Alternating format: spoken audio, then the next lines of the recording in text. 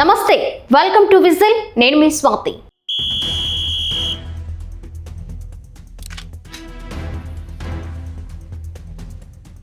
ఆగిపోయిన పెళ్లికి హిందుస్థానీ బ్యాండ్ మేళం అన్నట్లు కొన్ని వారాల క్రితం ఏపీ అసెంబ్లీలో హిందూపూర్ ఎమ్మెల్యే బాలకృష్ణ రచ్చపై ఆంధ్రజ్యోతి ఎండి రాధాకృష్ణ రాద్ధాంతం రాతపై సోషల్ మీడియాలో టీడీపీ సానుభూతి పరులు రచ్చ చేస్తున్నారు.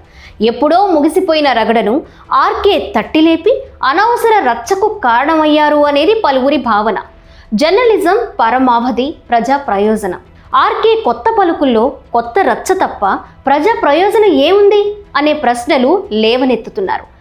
నటులు కుల దైవాలా అనే పేరుతో ఇద్దరు సినిమా వాళ్ల మధ్య ఎప్పటి నుంచో ఉన్న వైషమ్యాల నేపథ్యంలో శాసనసభలో చోటు చేసుకున్న ఒక సంఘటన ఆంధ్రప్రదేశ్లో మరో సమస్యే లేనట్టుగా అదే ప్రధాన సమస్యగా మారడం ఏంటి అని ఆర్కే రాసుకొచ్చారు. ఆంధ్రప్రదేశ్లో ఇంకే సమస్యలు లేనట్టు ముగిసిపోయిన సద్ది వార్తను పావలా కోడికి ముప్పావలా మసాలా అద్ది 3 వారాల తరువాత ప్రచురించడం ఏంటి అని తెలుగుదేశం శ్రేణులు ప్రశ్నిస్తున్నారు. ఆర్కే మాటల్లో నిజానికి శాసనసభలో ఆ రోజు తెలుగుదేశం సభ్యుడు నందమూరి బాలకృష్ణ అన్న మాటలను కాదు, నిండు సభలో ఆయన ప్రవర్తించిన తీరును తప్పుపట్టాలి అని ఆర్కే రాసుకొచ్చారు. వైసీపీ హయాంలో చొక్కా గుండీలు ఓడదీసుకొని ఆంబోతుల మాదిరి పచ్చి బూతులతో అసెంబ్లీ ప్రాంగణాన్ని ఏనాడో హీనస్థితికి దిగజార్చిన సంఘటనలు అనేక ఉన్నాయి. కానీ ఎన్టీఆర్ హయాంలో నాడు అసెంబ్లీలో జరిగిన సంఘటనను ఇప్పటి బాలకృష్ణ ఘటనతో ఆర్కే పోల్చడం తెలుగుదేశం శ్రేణులను విస్మయానికి గురిచేసింది. నందమూరి బాలకృష్ణ ఆ రోజు చిరంజీవిని ఏమన్నారో స్పష్టత లేదు అని ఆర్కే అన్నారు. పూర్తి స్పష్టత కోసం ఆర్కే బాలకృష్ణకు ఫోన్ చేసి స్పష్టత అడిగి ఉండాల్సింది.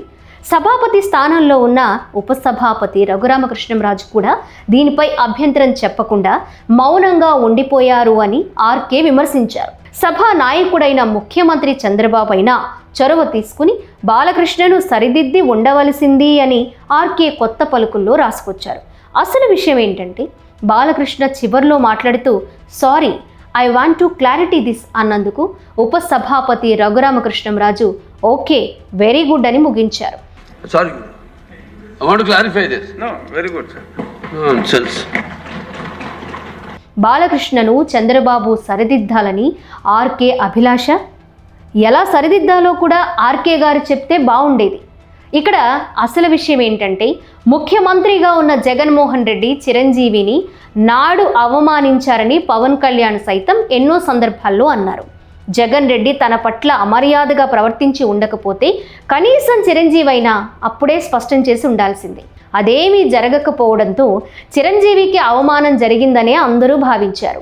ఈ విషయం అలా ఉంచితే అసలు విషయాన్ని పక్కన పెట్టి గత చరిత్ర ముఖ్యమంత్రి కుర్చీ, 3 కులాల మధ్య మొదలైన ఆధిపత్య పోరు అంటూ అందరికీ తెలిసిన ఆవు కథ ఆర్కే చెప్పుకొచ్చారు. నాడు చిరంజీవితో పాటు మిగతా నటులకు అవమానం జరిగిందో లేదో ఆర్కే ఎందుకు స్పష్టం చేయలేదు? అసెంబ్లీలో బాలకృష్ణ ఏమన్నారు? గట్టిగా ఎవడూ మాట్లాడలేదు. ఎవడో మాట్లాడితే సైకోగాడు దిగొచ్చాడంట. అది అబద్ధం. అందరూ ఇండస్ట్రీ కలవడానికి వెళ్ళినప్పుడు సైకోగాడిని ఏదో ఆయన పెద్ద గట్టిగా చెప్తే ఆయన దిగొచ్చాడంట కలవడానికి, లేకపోతే సినిమాటోగ్రఫీ మినిస్టర్ కలవమన్నా అంట. ఇది బాలకృష్ణ మాట్లాడింది. చిరంజీవిని ఉద్దేశించి డూ భాష, జగన్ని ఉద్దేశించి సైకోగాడు. బాలకృష్ణ వ్యాఖ్యలు వివాదమయ్యాయి. వెంటనే అమెరికాలో ఉన్న చిరంజీవి అర్ధరాత్రి అప్పటికప్పుడు పత్రికా ప్రకటన విడుదల చేశారు. దానిలో చిరంజీవి ఏమన్నారు? మమ్మల్ని అవమానించలేదు, జగన్ గారు బాగా గౌరవించారు అని తెలియజేశారు. అంటే ఏంటర్థం? చిరంజీవి గట్టిగా మాట్లాడలేదు అనేగా అర్థం. అదేగా బాలకృష్ణ చెప్పింది. బాలకృష్ణ చెప్పిన అర్థం అదే గాని డూ భాష అభ్యంతరకరం. చిరంజీవితో పాటు సహచర నటులను అవమానించిన సంగతి ప్రపంచం మొత్తం చూసింది. జరిగిన నిజం చిరంజీవి ఒప్పుకోరు. అసలు నాడు ఏం జరిగిందో తేల్చి చెప్పకుండా ఆర్కే సన్నాయి నొక్కుడు ఎందుకు నొక్కుతున్నారో ఆయనే చెప్పాలి. అయితే ఒక విషయం మాత్రం వాస్తవం అంటూ, కాల్పుల సంఘటనలో బాలకృష్ణను కాపాడింది మాత్రం నాటి ముఖ్యమంత్రి రాజశేఖర్ రెడ్డే. బాలకృష్ణ స్వయంగా కాల్పులు జరిపారని నాటి హైదరాబాద్ పోలీస్ కమిషనర్ ఆర్పి సింగ్ విచారణ నివేదికను ముఖ్యమంత్రి రాజశేఖర్ రెడ్డికి అందజేయగా, వదిలేయండయ్యా, రాజకీయంగా కక్ష సాధించాలనుకోవడం లేదు, ఎంత కాదనుకున్నా అతను ఎన్టీఆర్ కుమారుడు అని అప్పుడు పోలీసు అధికారుల వద్ద రాజశేఖర్ రెడ్డి వ్యాఖ్యానించారు అని బాంబు పేల్చారు. బాలకృష్ణ కాల్పులు జరిపారు. దీంట్లో కక్ష సాధింపే ఉంది? నేరానికి పాల్పడిన వ్యక్తిని ముఖ్యమంత్రి కుర్చీలో కూర్చొని నేరస్తుణ్ణి కాపాడడం కంటే రోత పని ఇంకొకటి ఉంటుందా? వైఎస్ చేసిన పని ఆంధ్రజ్యోతి ఆర్కేకి ఎందుకు తప్పు అనిపించలేదు? బాలకృష్ణ కాల్పుల ఘటనపై ఎఫ్ఐఆర్ నమోదైంది. సెక్షన్లు కూడా నేరానికి సరిపడా జోడించారు. కేసు సెషన్స్ కోర్టుకు వెళ్ళింది. ట్రయల్స్ జరిగాయి. బాధితుడు, ఇతర సినిమా వాళ్ళ ఎంట్రీ, సాక్షులు తదితర వాద ప్రతివాదనలు కోర్టు కాల్పుల కేసు విచారణ అనంతరం కొట్టేశారు.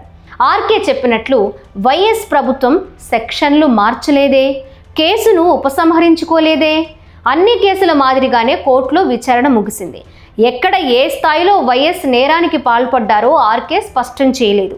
కాంగ్రెస్లో ఉన్న మాజీ ఎంపీ కె కేశవరావు కుమారుడు కాల్పులకు తెగబడిన సందర్భంలో కూడా రాజశేఖర్ రెడ్డే రక్షించారు అని ఆర్కే తెలియజేశారు. కేశవరావు కుమారుడు వైఎస్ వివేక హత్య కేసు మాదిరి నేరం చేసి రక్తపు మరకలు శుభ్రం చేస్తే వైఎస్ రక్షించిన మాట వాస్తవం. నేరం చేశారని తెలిసి కూడా వదిలేయడం మంచిదా కాదా అన్నది వేరే విషయమని ఆర్కే అనడం ఏం సూచిస్తుంది? అసలు ఆయన ఏం చెప్పడం కోసం ఉల్లిపొట్టంత విలువలేని బాలకృష్ణ ఉదంతం తీసుకొని బాలకృష్ణ అసలు ఏమన్నారో స్పష్టత లేదు అని ఒక పక్క, జగన్ చిరంజీవి తదితరులను అవమానించలేదని చిరంజీవి చెప్తున్నారు అని ఇంత పెద్ద ఉత్త పలుకు వ్యాసం ఆర్కే గారు ఎందుకు వ్రాయవలసి వచ్చిందో అర్థం కావడం లేదు. సందిట్లో సడేమియా ఐఏఎస్ శ్రీలక్ష్మి విగ్గు వార్తలు. ఆంధ్రజ్యోతిలో మంత్రి నారాయణ వ్యవహారం కుల కంపు కోణంపై ఆర్కే స్పందించారు. చివరిగా బాలకృష్ణను ఉద్దేశించి మాట తూలే ముందు సంయమనం పాటిస్తే బాలకృష్ణకే గౌరవం పెరుగుతుంది. శాసనసభలో ఏకవచనంతో ఎవరిని సంబోధించకూడదు. అది తెలుసో లేదో తెలియదు కానీ బాలకృష్ణ వాడు వీడు అన్న పదాలను వాడారు. ఇది తప్పు అని ముఖ్యమంత్రి చంద్రబాబు లేదా స్పీకర్ అయ్యన్న పాత్రుడైనా బాలకృష్ణకు చెప్పాలి. నటుడిగా బాలకృష్ణ వ్యవహార శైలి వల్ల లాభమైనా నష్టమైనా ఆయన మాత్రమే అనుభవిస్తారు. శాసనసభ్యుడిగా ఉన్నంతకాలం నా ఇష్టం అంటే కుదరదు. అయినా గాలికి పోయే కంపను నెత్తిన వేసుకునే వారికి ఏం చెబుదాం అన్నారు. దిస్ ఈజ్ వాస్తవం అధ్యక్ష. అయినా ఆర్కే పిచ్చి గాని మీరే చెప్పండి. చంద్రబాబు అయ్యన్న పాత్రుడో చెప్తే వినే రకమా బాలకృష్ణ? బాలకృష్ణ రోత ప్రవర్తన ప్రజలందరూ చూశారు. మరి చిరంజీవి సంగతి ఏంటి? అదేదో సినిమాలో ఒక విలన్ వాడు నన్ను కొట్టలేదు నమ్మండ్రా బాబు అన్నట్టు చిరంజీవి తాపీగా నన్ను జగన్ గౌరవించారు, బిర్యానీ పెట్టారు, కొత్త బట్టలు పెట్టారు అని చెప్పుకొస్తున్నారు. ఏ ఎండకు ఆ గొడుగు పట్టే చిరంజీవి వ్యక్తిత్వం చాలామందికి తెలియకపోవచ్చు. కడుపులోది తీసి జనానికి పెట్టే కల్ముషం లేని వ్యక్తిత్వం పవన్ కళ్యాణ్ సొంతమైతే చిరంజీవిది మాత్రం స్వార్థపూరితం. పైకి ఒకటి లోపల ఇంకొకటి పలికించగల మహానటుడు చిరంజీవి అని ఎమ్మెల్యే ఎంపీ 2 పెన్షన్లు తీసుకునే చిరంజీవి తన దగ్గర దశాబ్దాలుగా పనిచేసిన వారికి ఎంగిలి మెతుకులు విదిలించరని పలువురి అభిప్రాయం. నేడు వైఎస్ జగన్ ఏం మాట్లాడుతున్నాడో అవే పలుకులు పళ్ళు పోకుండా మాట్లాడిన చరిత్ర చిరంజీవి సొంతం. ప్రజారాజ్యం పార్టీని కాంగ్రెస్లో కలుపునున్నారు అనే సమాచారాన్ని రూఢీ చేసుకున్న నాటి ఈనాడు పత్రిక జెండా పీకేద్దాం అనే హెడ్డింగ్తో కాంగ్రెస్లో విలీనం చేద్దాం, అరవింద్తో అర్ధరాత్రి వరకు భేటీ చర్చల్లో భూమా దంపతులు వేదవ్యాస్ అని నాడు ఈనాడు పత్రిక కథనం ప్రచురించింది. దానికి నాడు చిరంజీవి ఈ విధంగా స్పందించారు. మా జెండాను ఎవరూ పీకలేరు, మా గొంతు ఎందుకు నులిమేస్తారు? మేం ఏం నేరం చేశాం?